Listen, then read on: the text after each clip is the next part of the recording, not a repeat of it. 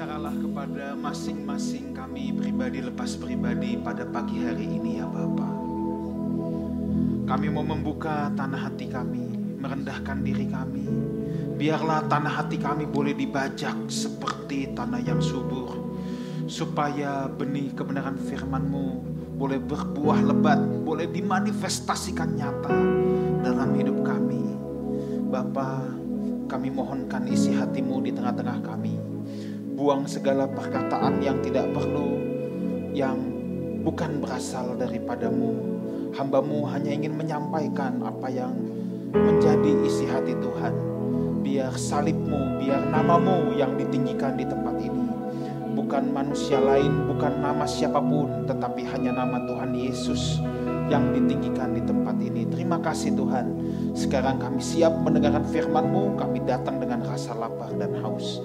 Dalam nama Tuhan Yesus, semua umat Tuhan yang siap sama-sama saya katakan amin. Puji Tuhan, silakan duduk. Shalom Bapak Ibu Saudara. Puji Tuhan, langsung saja bahwa selama bulan Mei ini kita akan banyak belajar saudara tentang sebuah kehidupan yang menjadi berkat, tentang sebuah kehidupan yang penuh belas kasihan, yang hidup tidak bagi diri sendiri tetapi juga hidup bagi Tuhan dan sesama. Nah, kalau saudara minggu lalu tidak menghadiri ibadah ini ya di tempat ini, minggu lalu saudara tidak hadir, pastikan nanti pulang saudara buka YouTube, saudara harus mendengar yang minggu lalu. Sebab apa yang saya mau sampaikan ini kelanjutan dari apa yang Pastor Elia Makaraung minggu lalu telah sampaikan ya. Jadi saudara buka YouTube, yaitu kebaktian hari ini, karena apa yang tayang di YouTube itu telat 1 minggu saudara ya, telat 1 minggu. Jadi nanti saudara pulang buka YouTube, saudara pastikan yang ibadah hari ini itu adalah ibadah yang minggu lalu. Pastor Elia Makaraung, saudara harus mendengarkan itu. Pastor Elia Makaraung dengan sangat baik menyampaikan tentang budaya salib. Budaya salib adalah tempat di mana gaya hidup kita ditukar karena semua keakuan kita dipaku di atas kayu salib sehingga kita punya kehidupan yang baru. Kita tidak lagi hidup untuk diri kita sendiri tetapi kita hidup bagi Dia yang telah mati bagi kita.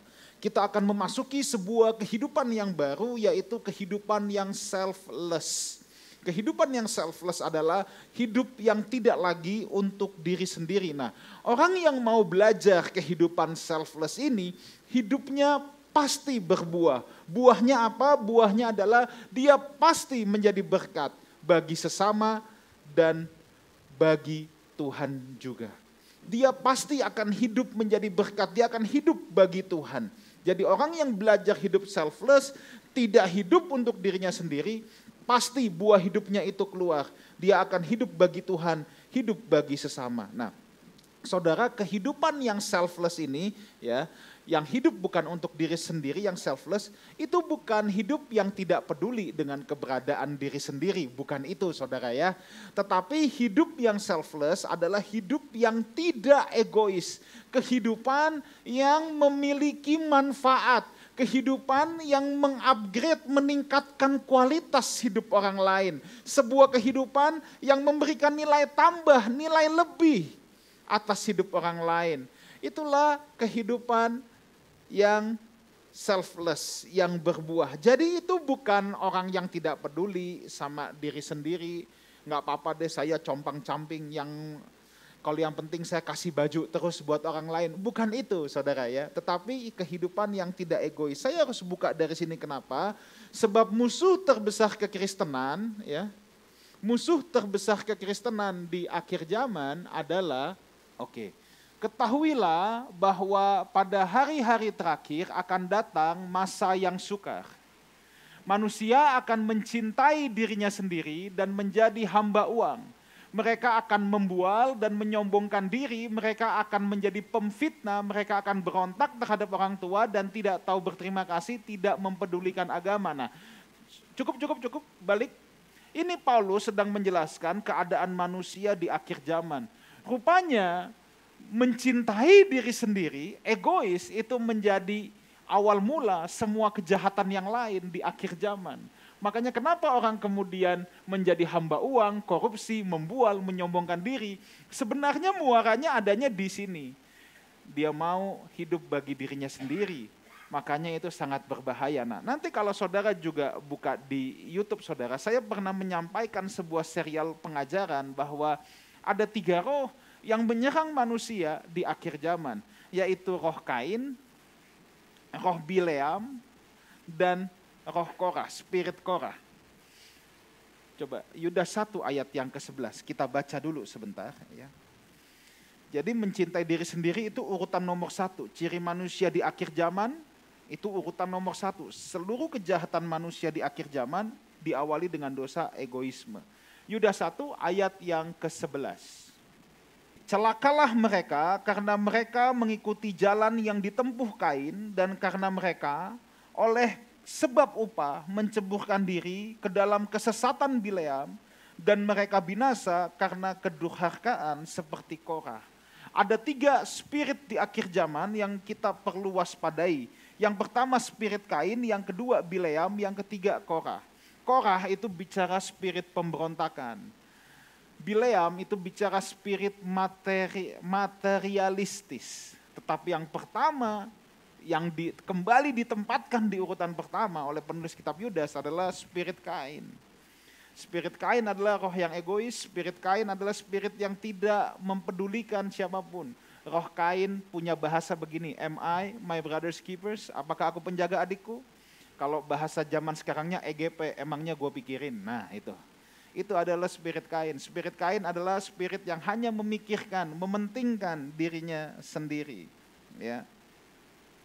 Itu sebabnya saudara, untuk mengikut Tuhan, penundukan diri kita harus dimulai dari selfless. Nah, kita sudah belajar selfless, ini kan hanya sebagai pembuka. Boleh dikembalikan ke PowerPoint-nya. Kita kan sudah belajar tentang selfless, ya. Kita sudah belajar tentang selfless. Nah, what is the next step? Apa step berikutnya dari kehidupan yang selfless? Step berikutnya adalah sekarang kita harus menjadi berkat. Salah satu orang dalam Alkitab yang sangat diberkati luar biasa adalah Abraham. Saudara kalau mendengar kata Abraham, saudara pasti akan terngiang, oh berkat Abraham. Ya. Ini salah satu orang yang paling diberkati luar biasa dalam Alkitab. Tetapi dengar baik ini, kita melihat sebuah prinsip di sini bahwa pemanggilan Tuhan atas Abraham, ketika Tuhan memberkati seseorang, selalu Tuhan punya tujuan. Kita baca. Aku akan memberkati orang-orang yang memberkati engkau dan mengutuk orang-orang yang mengutuk engkau. Dan olehmu semua kaum di muka bumi akan mendapat berkat. Nah, bagian yang terakhir ini tidak boleh dihilangkan. Orang biasanya cuma senang yang bagian awal, aku akan memberkati engkau dan lain sebagainya. Tetapi kita suka lupa bahwa ada satu prinsip tujuan di sini. Bahwa kalau Tuhan memberkati, Tuhan pasti punya tujuan. Dan tujuannya itu adalah supaya kita bisa menjadi berkat. Makanya begini saudara, bahwa berkat Tuhan selalu memiliki tujuan, bukan untuk dinikmati sendiri. Ini hal yang harus kita tanamkan dalam hati kita, bahwa berkat Tuhan selalu punya tujuan. Apapun yang Tuhan titipkan dalam hidup kita, itu selalu punya tujuan. Bukan untuk kita nikmati sendiri, tetapi pasti untuk menjadi berkat buat orang lain. Nah, saya mau ingatkan buat kita semua ya. Kita tidak akan bosan-bosan, saya tidak akan bosan-bosan untuk mengingatkan ini. Dan saya kasih review sedikit saja untuk mengingatkan kita semua. Ya, bahwa kalau saudara melihat Kejadian pasal 1 dan pasal yang kedua, itu adalah cetak biru atau blueprint-nya manusia dan dunia ini. Ya. Kalau saudara seorang arsitek, sebelum saudara membangun rumah, saudara pasti membuat sebuah blueprint. Ya, supaya apa? Nanti rumah orang yang mau dibangunin itu bisa mengira-ngira nanti jadinya seperti ini, jadinya seperti ini. Sekalipun rumahnya belum ada, tetapi orang yang dikasih cetak birunya, ya, orang yang udah dikasih cetak biru desainnya semua, dia tuh bisa membayangkan seandainya aku tinggal di rumah ini, nanti suasananya seperti ini. Nah, Alkitab memuat itu, saudara. Kejadian 1 dan Kejadian 2 adalah blueprint-nya. Tuhan terhadap dunia ini, terhadap manusia. Kejadian 3, manusia mulai jatuh ke dalam dosa. Kejadian 1 dan 2, dosa belum masuk. Itu adalah rancangan semula Tuhan yang Tuhan mau terjadi di bumi ini. Ketika dosa masuk, rencana Tuhan tidak gagal, hanya tertunda. Kalau saudara mau ke puncak, ya ada macet dikit, mungkin mesti muter lewat Cianjur, lewat Sukabumi, dan lain sebagainya. Tapi tetap destinasinya puncak. Nah, salah satu blueprint Tuhan buat manusia, maka saudara jangan bosan untuk merenungkan, mendengarkan Kejadian 1 dan 2. Sebab di situ ada cetak biru di mana nanti end game-nya, ya setelah kedatangan Tuhan, ya Tuhan akan kembalikan lagi ke sana. Sebab memang cetak birunya adanya di sana. Nah, Kejadian 1 ayat 28 berkata gini, Allah memberkati mereka. Nah, dengar baik ini bahwa kita harus ingat prinsip berkat ini, bahwa berkat itu adalah inisiatifnya Tuhan.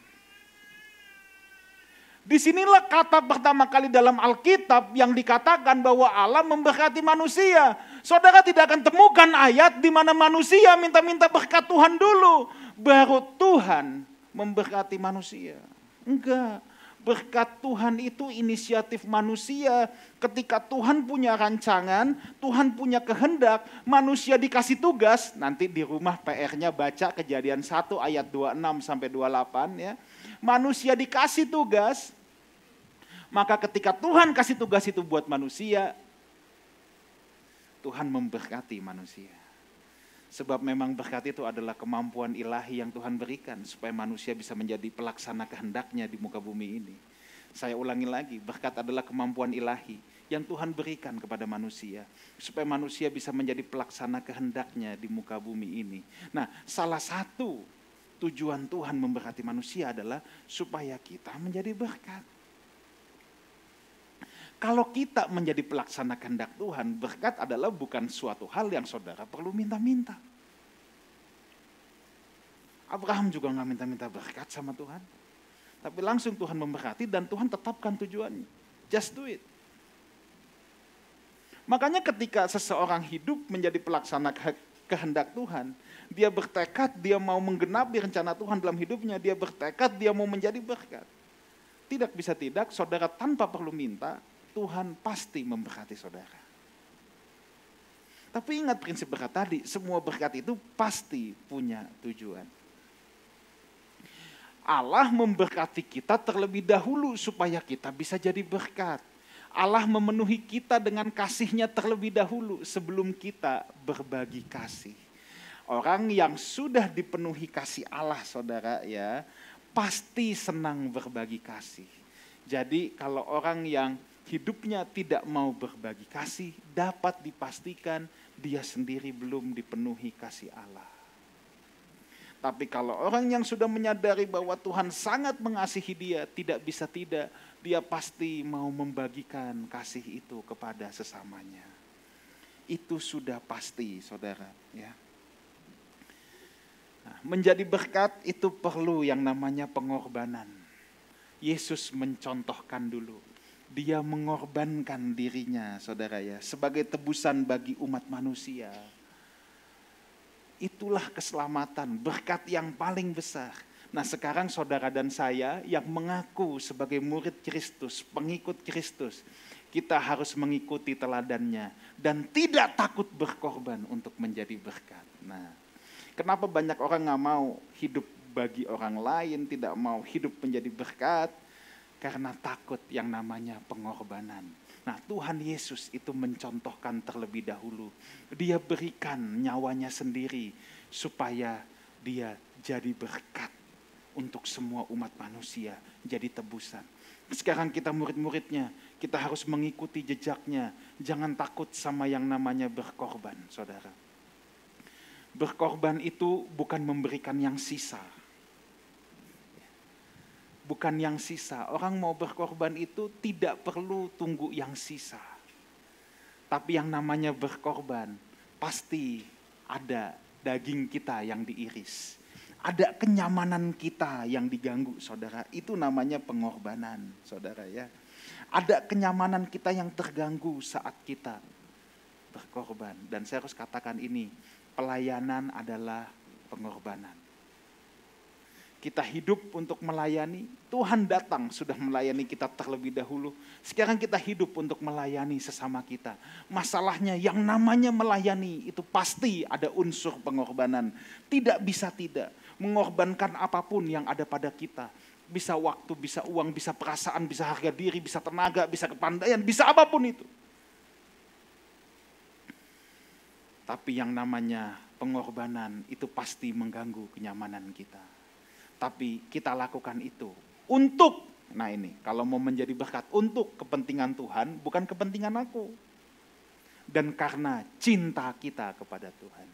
Kalau kita melakukan sesuatu bukan karena cinta kita kepada Tuhan, itu berat saudara. Kita akan terasa terbebani terus menerus. Kita akan berasa sangat sulit terus menerus. Jangan pernah merasa kita sudah berkorban untuk orang lain. Kalau kita melayani sesama, kita hidup menjadi berkat bagi sesama.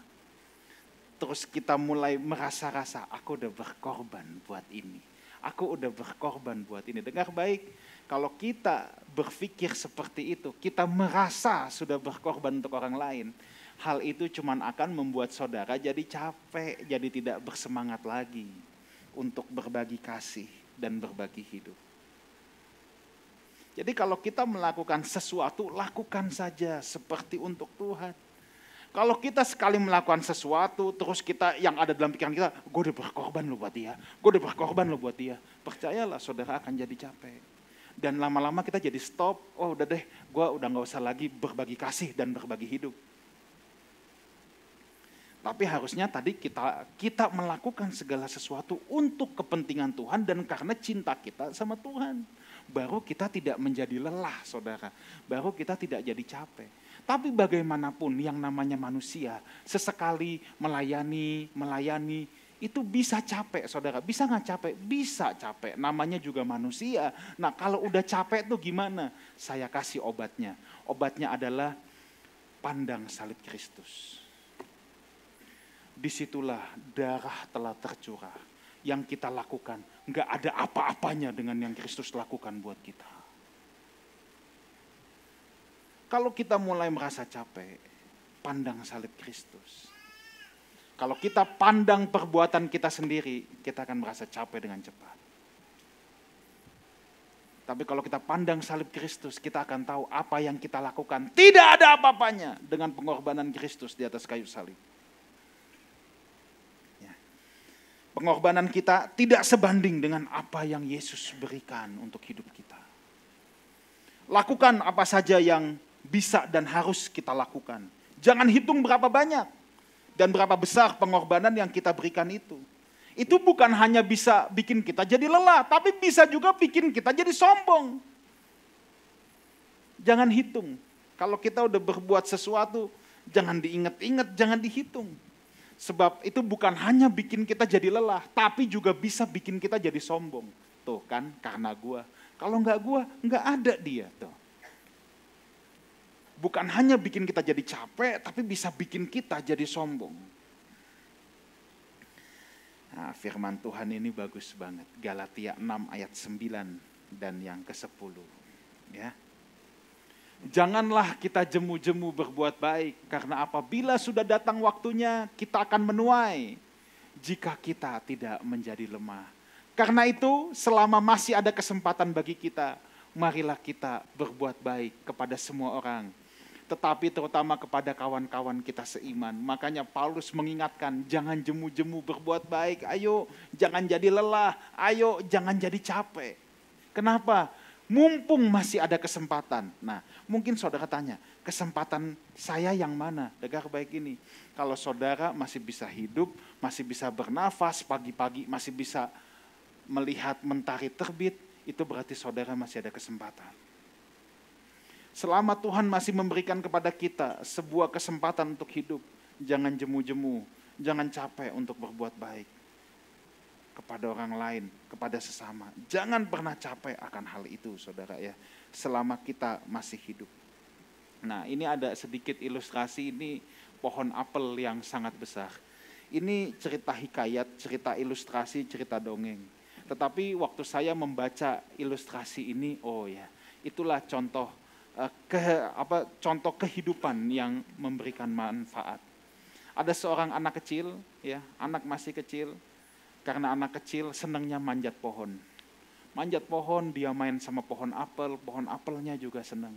Lalu anak kecil ini mulai beranjak dewasa. Umurnya sudah tidak lagi kecil, sekarang umurnya memasuki usia remaja. Sudah lama dia tidak mengunjungi pohon apel ini. Lalu satu kali remaja ini datang sama pohon apel ini. Lalu pohon apel bilang, kemana saja, aku udah kangen main lagi sama kamu. Lalu si anak ini bilang sama pohon apel, sorry ya, gue bukan anak kecil lagi. Aku udah gak main panjat-panjatan, tapi aku sekarang mau beli mainan tapi gak punya uang. Lalu pohon apel ini bilang sama si anak remaja itu, oh gampang, kamu petik semua buah saya, kamu bawa ke pasar, nanti kamu jual, beliin mainan. Itu dilakukan. Habis beli mainan, dia hilang lagi.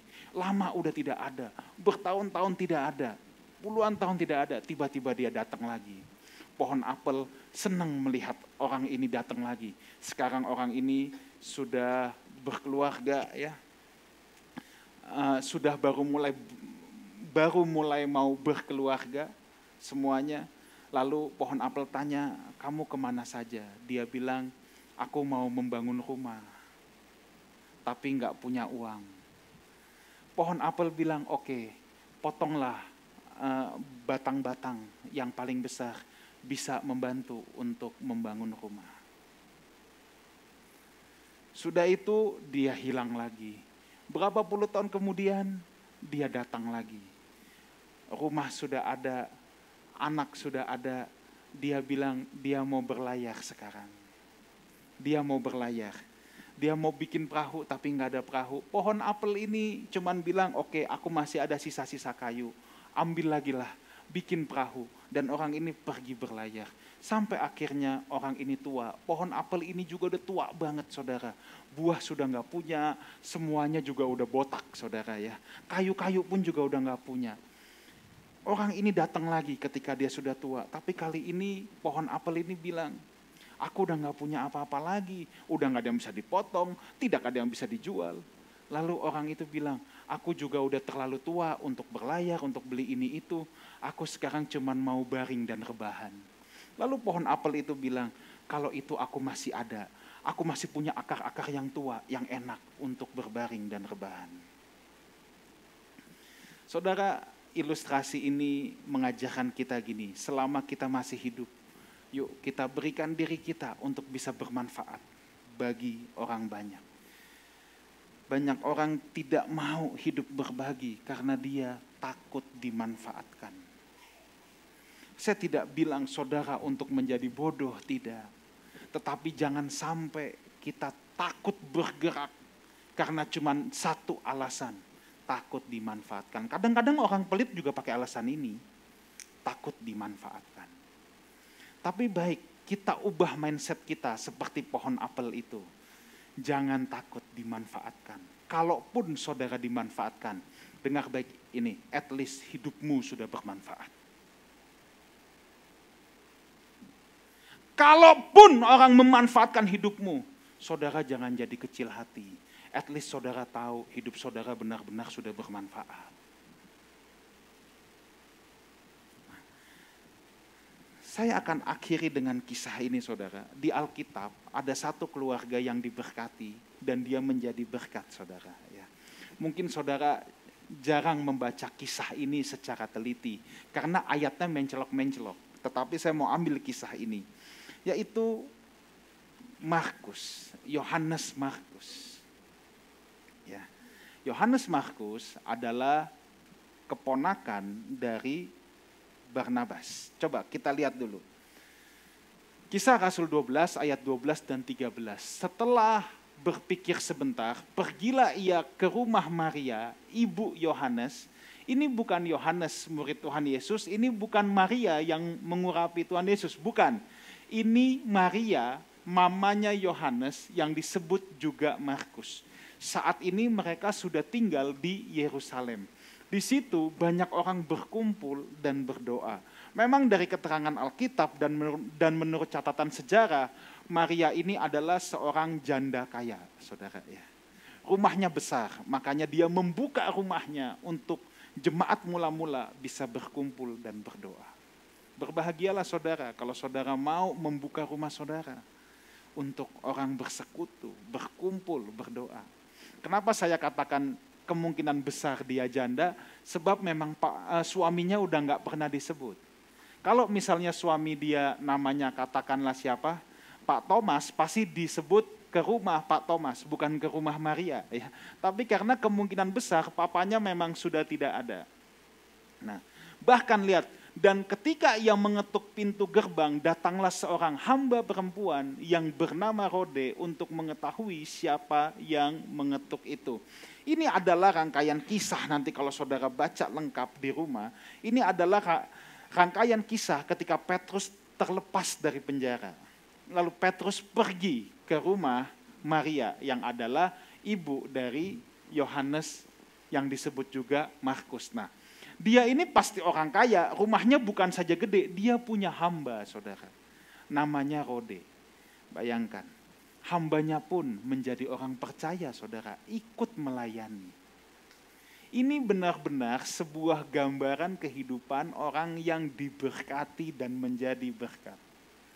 Bukan saja dia merelakan miliknya untuk pekerjaan Tuhan, orang yang mengikut dia pun diberkati.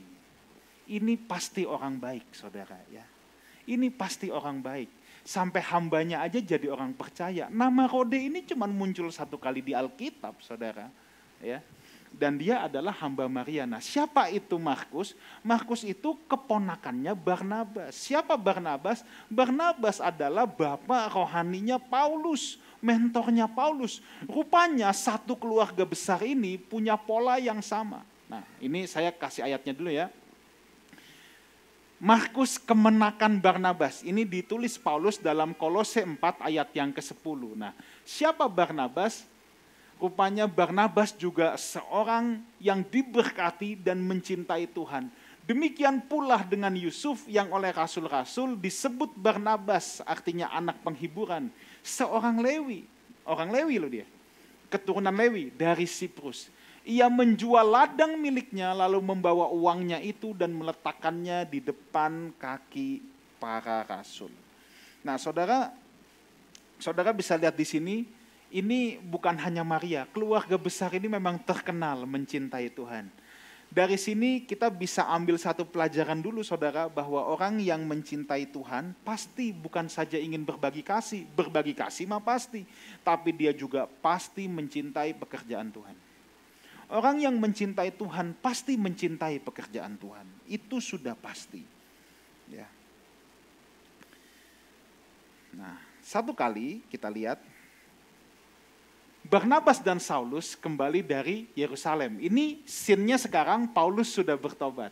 Setelah mereka menyelesaikan tugas pelayanan mereka. Nah, mereka membawa Yohanes yang disebut juga Markus. Nah, Markus yang adalah keponakan Barnabas ini mulai dibawa-bawa kemana-mana. Ini luar biasa. Ini anak muda dari keluarga berada tetapi mencintai pelayanan secara luar biasa. Ya. Saudara, salah satu kalau saudara mau menjadi berkat, mulailah secepat mungkin. Jangan berkata, tunggu tua, aku baru menjadi berkat. Enggak, mulai sekarang. Mulailah ikut Tuhan, melayani Tuhan secepatnya. Ya. Ada orang yang bilang, udah nanti aja, lu bandel aja dulu sekarang daripada nanti bandelnya telat. Yang paling bagus, mulai secepatnya dan jangan bandel-bandel lagi. Itu yang paling bagus. Memang, yang bandel kemudian bertobat juga bagus daripada bandel terus. Tapi yang lebih bagus lagi kalau dari muda kita ikut Tuhan kayak Markus ini. Nggak perlu ada drama-drama dulu ya. Nggak perlu ada drama-drama dulu. Nah, tapi Markus ini saudara juga bukan orang yang sempurna. Tapi Markus ini punya satu kelebihan. Dia orang yang berkobar-kobar untuk pelayanan. Ini modal utama. dia punya hati untuk menjadi berkat, dia berkobar-kobar dalam pelayanan, tapi dia bukan orang yang sempurna. Nah ini saudara nanti bisa lihat dalam Kisah Rasul 13, nanti kalau saudara baca dari ayat yang pertama, saudara akan menemui bahwa lalu Paulus dan kawan-kawannya meninggalkan Pafos dan berlayar ke Perga di Pamfilia. Tetapi Yohanes meninggalkan mereka lalu kembali ke Yerusalem. Nah, jadi setting dari Kisah Rasul 13 adalah satu kali Markus ikut pelayanan ke Siprus. Barnabas itu emang suka ke Siprus karena dia orang Siprus. Tadi kan kita udah lihat kan Barnabas adalah orang Siprus. Nah, dan dalam pelayanan ini Markus sebenarnya sudah menjadi saksi bagaimana tukang sihir Elimas jadi buta. Ini ada di ayat-ayat sebelumnya ya.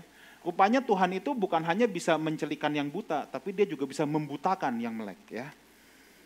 Serta Gubernur Sergius Paulus itu juga bertobat dalam pelayanan ini. Jadi Markus itu sudah melihat hal-hal yang ajaib, hal-hal yang ekstravaganza, tapi tetap aja dia tuh bisa capek dalam pelayanan. Ya, namanya masih muda, masih anak mami, akhirnya dia bilang, gua balik aja ke Yerusalem. Dia tinggalin Paulus sama pamannya. Nah, dan kebetulan pada saat itu saudara ya, dan ini dia capek dalam pelayanan, kita baca dulu, saya lompat lagi sekarang. Barnabas ingin membawa juga Yohanes yang disebut Markus. Jadi ketika mereka udah kembali semua, Barnabas dan Paulus ingin memulai satu perjalanan pelayanan lagi. Nah, Barnabas pengen kasih kesempatan lagi buat Markus, mau diajak. Tetapi Paulus dengan tegas berkata, tidak baik membawa serta orang yang telah meninggalkan mereka di Pamfilia dan tidak mau turut bekerja bersama-sama dengan mereka. Hal itu menimbulkan perselisihan yang tajam sehingga mereka berpisah dan Barnabas membawa Markus sertanya berlayar ke Siprus. Nah saudara, Paulus saat itu, ini kan masih awal-awal misi ya. Paulus juga belum punya hati yang seluas Barnabas pada saat itu. Belum bisa menerima orang dengan segala kekurangannya. Paulus saat itu loh ya, Paulus saat itu. Ini pelajaran menarik buat kita saudara ya. Ketika kita mau jadi berkat, kita mau melayani orang lain, kadangkala kita tidak bisa memaksakan untuk orang lain punya takaran yang iman sama dengan kita. Kita harus berikan space untuk orang-orang yang kita layani untuk juga bertumbuh. Kalau dia belum seperti kita, atau imannya belum bertumbuh seperti kita, jangan kemudian kita cepat-cepat menghakimi, enggak. Masing-masing orang itu punya takaran iman, berikan space dia untuk bertumbuh. Makanya Tuhan bilang begini, kasihilah sesamamu manusia kan, bukan kasihilah manusia yang sama dengan dirimu, ini dua hal yang beda.